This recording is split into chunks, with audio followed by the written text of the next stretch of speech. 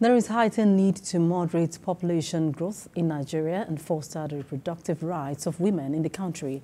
To this end, the Federal Ministry of Health and Social Welfare, in collaboration with the United Nations Population Fund, has organized a forum in Lagos to secure private sector investment towards family planning. Zainab Akonde has more in this report. According to the United Nations, more than 40% of women around the world cannot make decisions on sexual and reproductive health and reproductive rights. In Nigeria, the uptake of contraception is low, with a 2021 UNICEF survey indicating that only 4 out of 10 women use contraception.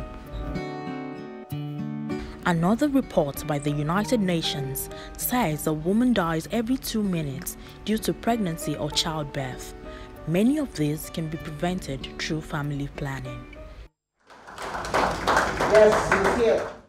In addressing these issues, the Federal Ministry of Health and Social Welfare, in collaboration with the United Nations Population Fund, is intensifying advocacy for family planning and the need for private sector involvement.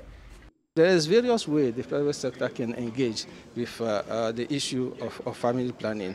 There could be direct investments into the provision of private family planning commodities across the country, but there were also various ways of participating into this, into the supply chain. Family planning has been identified as crucial to improve maternal and child health, reduce poverty and promote economic growth.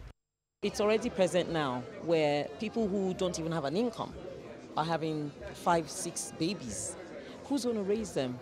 So as these children grow, they become jobless, they're not employable, they're not going to school, they become a liability to the government. We are contributing to the global warming. We have desertification. Water resources are totally inadequate. Deforestation, desert is encroaching, Lake Chad is drying up.